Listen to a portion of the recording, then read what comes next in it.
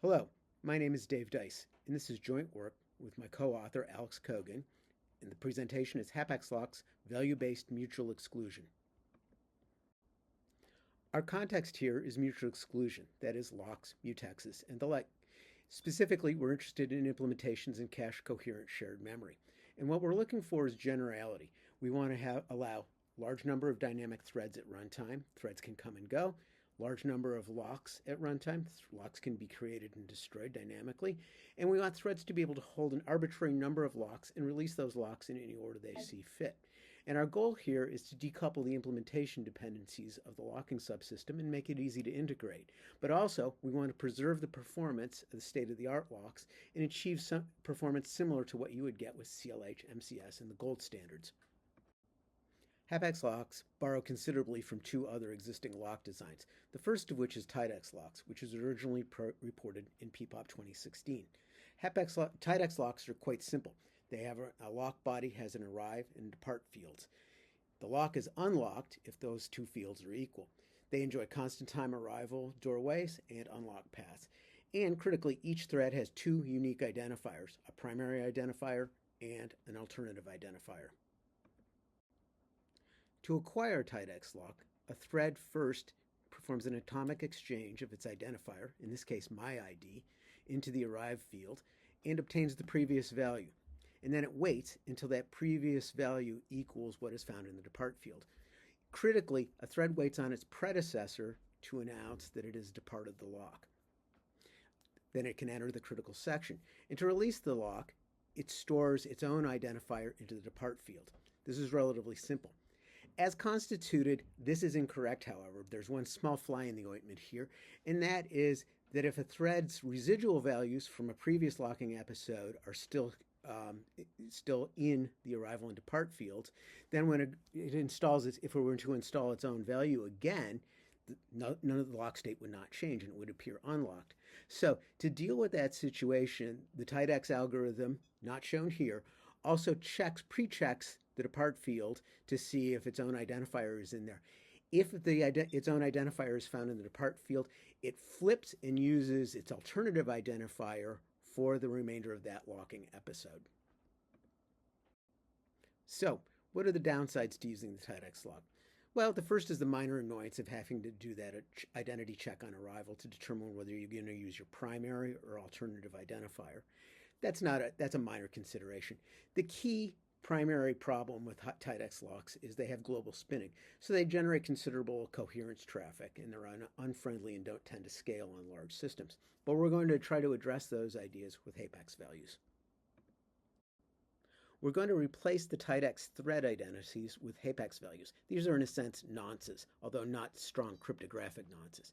Hapaxes are 64-bit values. They're effectively unlimited, and in practice, they have no possibility of a wraparound.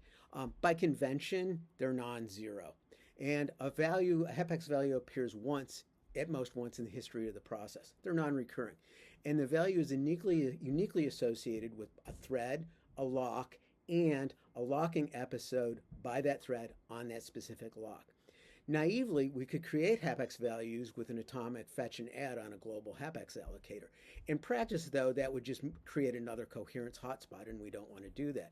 So in reality, what we do is we mitigate that cost by allocating blocks of 64K values at a time, and then locally sub-allocate out of that block. And when the block is exhausted, we go back to the global allocator again and get another block. The next lock we're going to borrow from is TWA. TWA is ticket locks augmented with a shared waiting array. This appeared in Europar 2019. TWA uses an immortal array of 64-bit version numbers. Our array happened to be 4K in length, but that's a tunable choice by the developer. The array is shared by all the locks and threads in the process. And what we do is we disperse spinning over that array, so we reduce coherence traffic and coherence hotspots. This mitigates the impact of global spinning, and it improves scalability relative to the underlying ticket lock. To acquire a lock under TWA, we first advance the ticket field with an atomic increment to obtain a local ticket value. Then we check that value against the grant field. If they're equal, we have an uncontended lock acquisition and our thread can immediately enter the critical section. Otherwise, we need to wait. To do that, we hash the ticket value and optionally the lock address to form an index into our waiting array. This is a slot. Then we notice that we use a specialized hash to reduce false sharing. Any arbitrary hash would work, but a specialized hash can actually gain us some performance. We then wait for the slot to change and then recheck the grant field to see if it's become equal. This is slightly racy. We use a check and recheck idiom here, and that same idiom also appears in Hapax logs.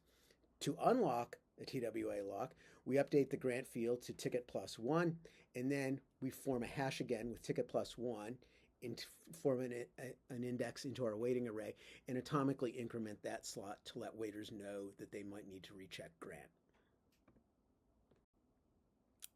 For Hapax locks, we're going to borrow from TWA. Specifically, we're going to borrow the idea of the waiting array.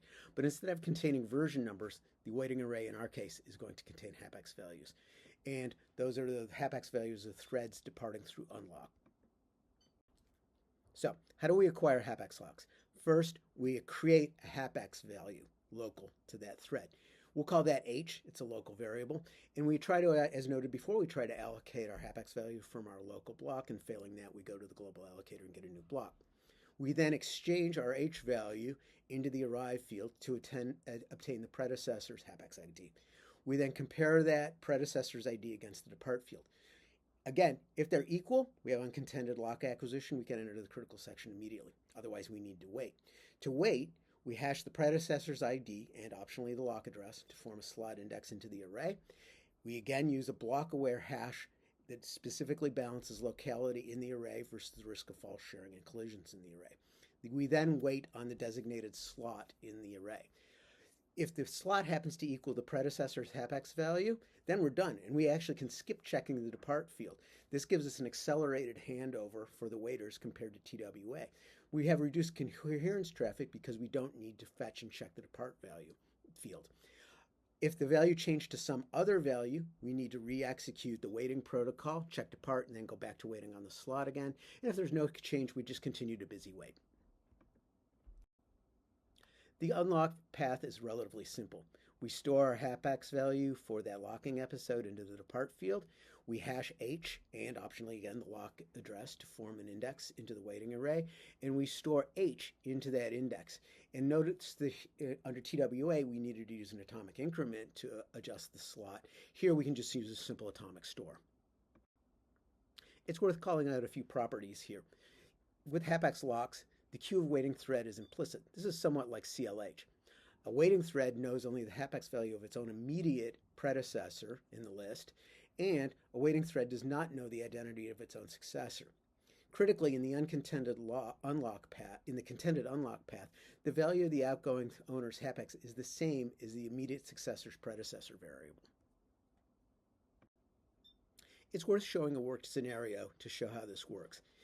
We'll show threads T1, T2, and T3 contending for a common lock, and we'll assume, for brevity, that there are no hash collisions. Initially, at time 1, the arrive and depart fields are both 25. They're equal, so the lock is unlocked. I've just picked 25 out of thin air. It's as a Hapax value that has been retired. At time step 2, thread T1 arrives and calls lock. It generates a Hapax value locally of 111. Again, picked arbitrarily, but unique. The exchange on arrive installs 111 and returns the 25 value. That 25 value is the value of our predecessor. Our thread then inspects the depart value field and sees that 25 is also there. So at this point, we have an uncontended lock acquisition. Our thread can enter the critical section immediately. All is well and good. Next, in step 3, thread T2 arrives. T2 calls on lock, and it generates a Hapax value of 222. It exchanges on the arrive field and installs 222, overwriting and returning the 111 value that was previously there. So our predecessor's Hapax value is 111. We then hash that 111 value to form an index into our waiting array, and then we wait for 111 to appear in the array at that location. Next, at time T4, thread T3 calls lock, and it generates a Hapax value, local Hapax value of 333. It again exchanges on arrival and installs 333 over the previous value 222. And again, T3 now waits on, it hashes the 222 value, forms an index, and then waits on that index in the array for 222 to appear at that location. So at this point, T1 is running in the critical section as the owner. T2 and T3 are waiting. Next, thread T1 finally gets around to calling unlock, and it stores its own Hapax value, originally H of 111, into the depart field. And it also hashes the 111 value to form the index, and then stores 111 into the waiting array at that index. At step 6, T2 recognizes succession, sees the value it was waited, the waited for value appear in the slot, and then it can finally enter the critical section. We note that there are two very interesting variations of Hapax locks. The first one, which I just demonstrated, is what we call the invisible waiters form. We call it invisible because waiters do not write into the waiting array. There's also another form, which we call the visible waiters form. And very briefly, waiters register themselves or write into the array using a compare and swap to try to install their predecessor's value over 0 into the array. And this registers themselves in the array as waiting. This is faster, provides a faster path for contended handover under sustained contention. Critically, the unlock operation can skip updating the depart field if it can confirm the existence of a waiting immediate successor in the array. And it uses a compare and swap on the slot of Hapax value in 0 to both determine if there is a waiter and to signal that waiter. The unlock and the waiting successor in a lock, in this case, do not access the lock body. So we have a further reduction in coherence traffic, which improves scalability. So how do Hapax locks compare to state-of-the-art locks? To make a long story very short, they're about the same in practice. And that's actually what we wanted to achieve. So what are the downsides to using Hapax locks? First, we can have collisions or near collisions in the array, and near collisions can induce false sharing, which is obviously undesirable. Our worst case remote memory reference complexity is really quite bad. And if all the hashes, say, were to collide on one slot, we would devolve to tidex, which again is not desirable. The upsides. It's FIFO, which is of course nice. We have constant time arrival, doorway arrival phases and unlock paths. Typically our RMR is good. We're fairly parsimonious with coherence traffic. And we got that generality we wanted that I mentioned earlier. Dynamic number of threads, locks, and we can hold an arbitrary number of locks and release them in any order without any particular penalty. Most critically, it's easy to integrate Hapax locks into existing systems and under existing locking API.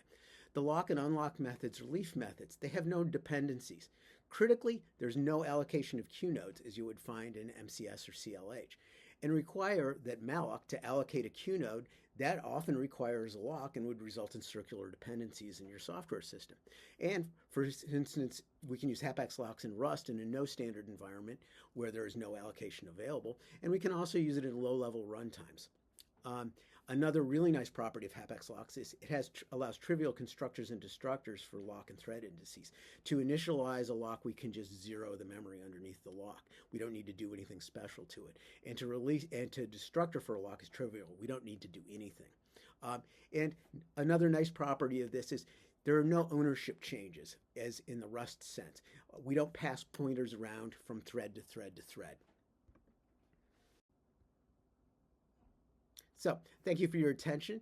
I should note that there's a long version of this paper up on arXiv. Additional benchmarks and implementation ideas and code variations are up in there. Obviously, here's the ACM DOI. Code will eventually become available on my GitHub repository, but very honestly, you have the code already inside the listings in the paper. And feel free to contact me with questions or comments. Thank you.